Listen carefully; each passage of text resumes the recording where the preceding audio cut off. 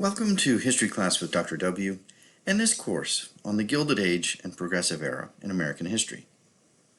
These two periods together span roughly the period from the end of the Civil War in 1865 through the end of World War I in 1919 or 20.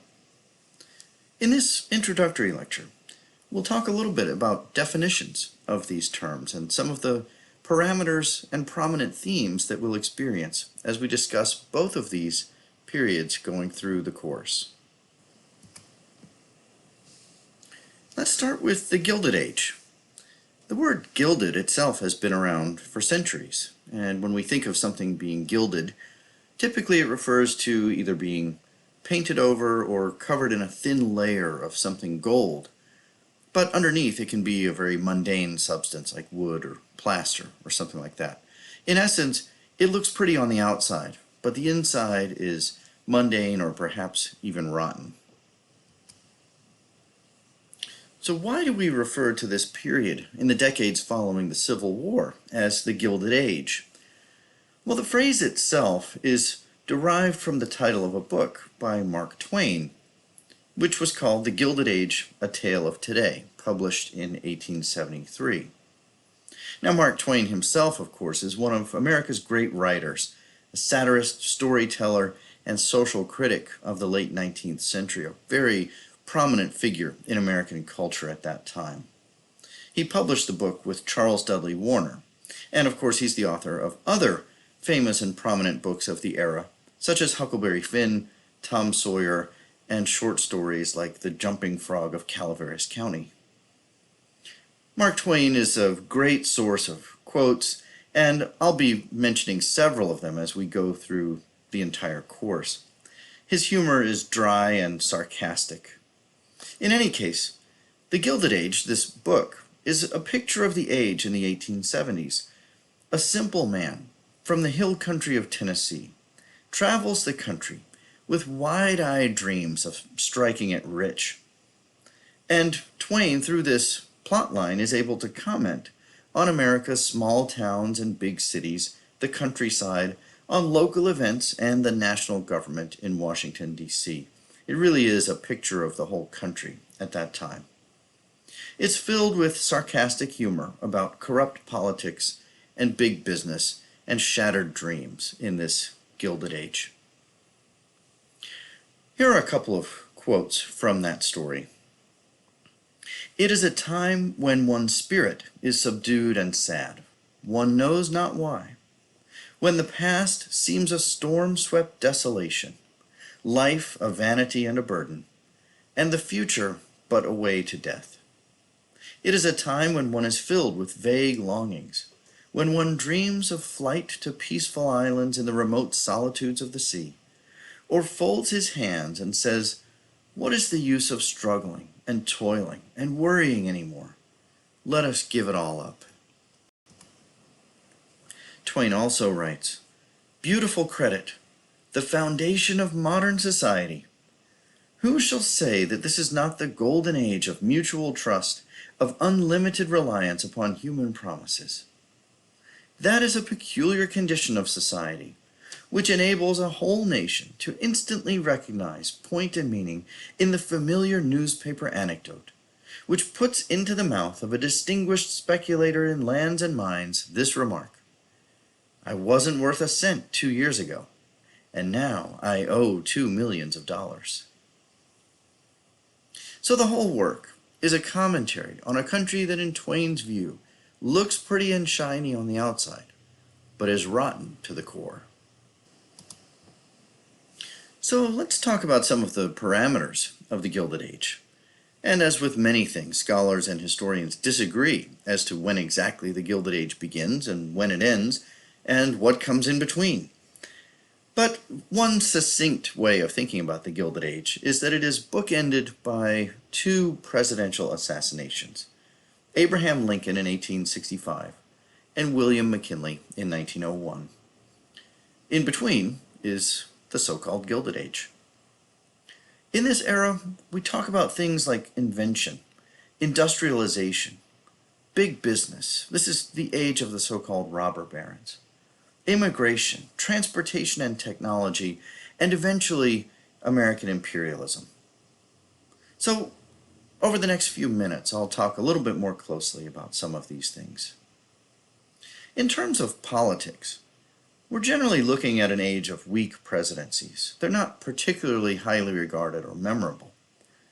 Probably the best known of the bunch is Ulysses S. Grant, the first, following Abraham Lincoln and Andrew Johnson in the age after the Civil War. He was known as the great Union general who presided over the Northern victory in the Civil War. But he was not a great president, and ultimately he goes down in history as overseeing one of the most corrupt administrations in American history. Following Grant is an array of bewhiskered and bearded, relatively anonymous presidents.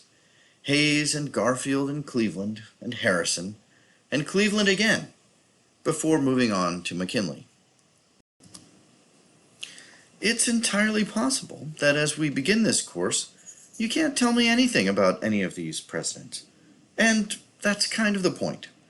The presidency is at a low ebb, and thus politics comes to be dominated by local and state politicians. This is the age of so-called machine politics. Local and city officials elected again and again, engaging in all manner of corrupt schemes to enrich themselves and their cronies. And yet, as we'll see, at the local level, in cities and towns, it is often these machine politicians, corrupt though they may be, who offer a little bit of social aid and solace to the citizens living in those small towns and neighborhoods. It is also the age of the so-called robber barons, with little restriction coming from the federal government, big business running amok, and a handful of overzealous capitalists coming to control obscene amounts of money and power. This is American royalty. We'll talk about figures like Andrew Carnegie, John D. Rockefeller, and J.P. Morgan, and many others. These robber barons at the same time oversaw an age of remarkable innovation and industrial growth.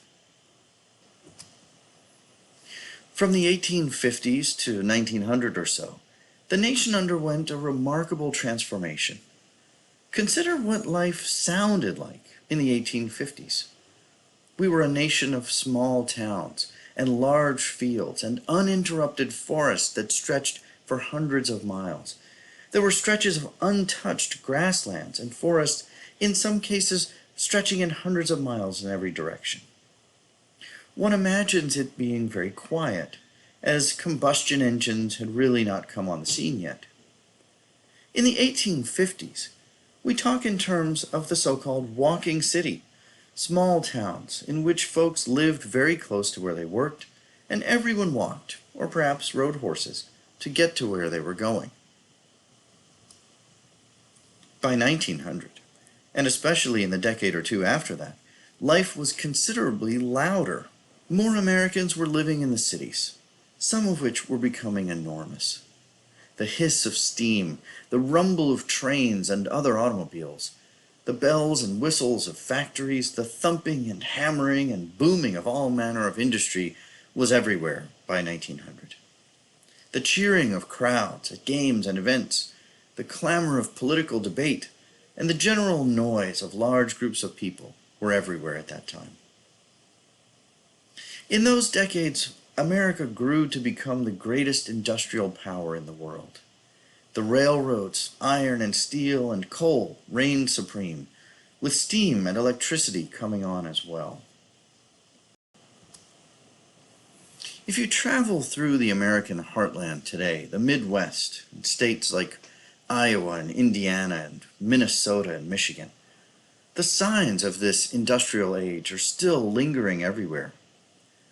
In St. Louis, when you go to a baseball game, it's at Busch Stadium, and in Milwaukee, it's at Miller Park.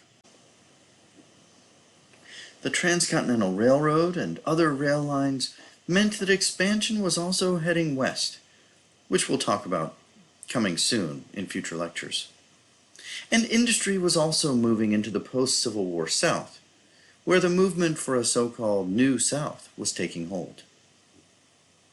For all of its innovations and new technologies, The Gilded Age is regarded by most historians as a mixed legacy. For all of its innovation, it also meant the displacement of traditions and ways of life that many Americans were accustomed to. While the robber barons and a select few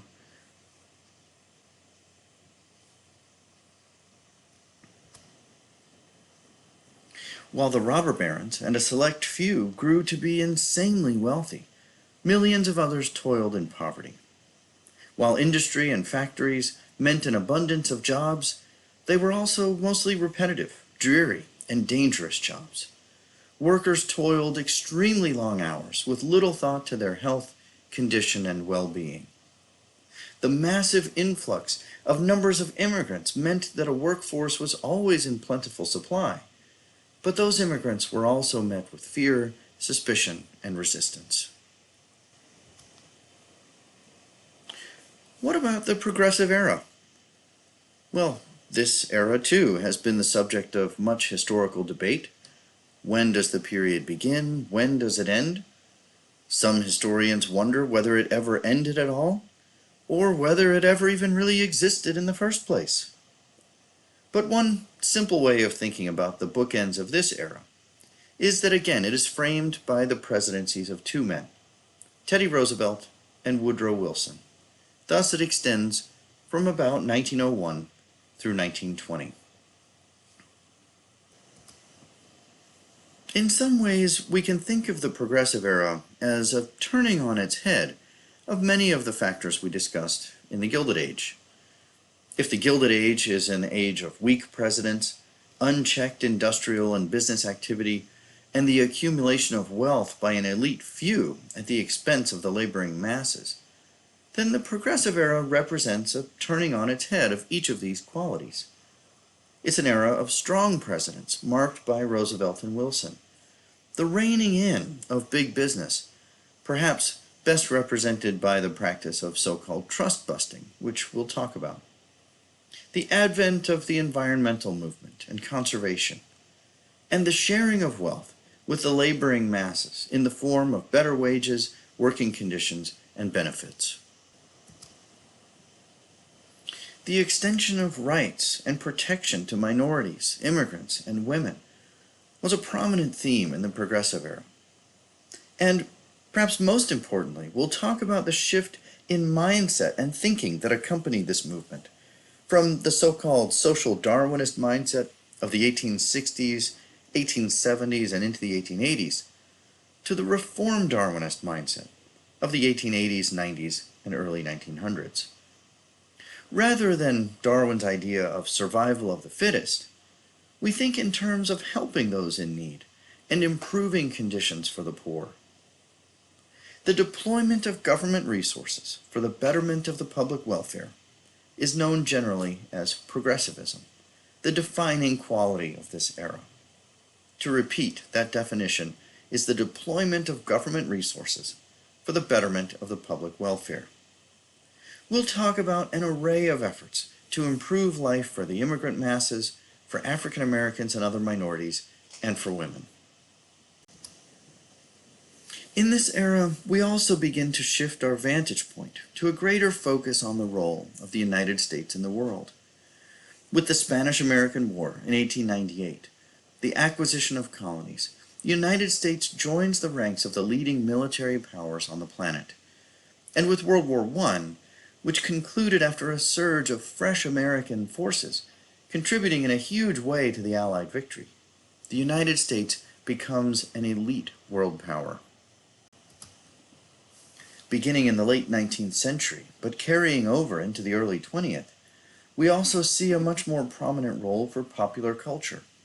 Mass media, such as large circulation newspapers and magazines, the introduction of film and movies, and improvements in transportation and communication meant that the people had much greater access to various forms of entertainment. Vaudeville, the movies, and professional sports all became more prominent. We also see the continued surge in technological innovation and invention. The automobile, the airplane, the telephone, vaccines, and many other advances seem to suggest that Americans are on the verge of conquering nature. And yet, disasters like the Galveston hurricane of 1900 and the sinking of the Titanic continue to demonstrate that nature always prevails in the end. The conflict between science and progress and forward thinking, in contrast to provincial ways, marks a final theme of the progressive era. So these are a few of the themes we'll be looking at over the course of this entire course on the Gilded Age and progressive era. In the next lecture, I'll return to the first part of the course, the Gilded Age, and focus a little bit more specifically on some of the themes and broad trends of that period.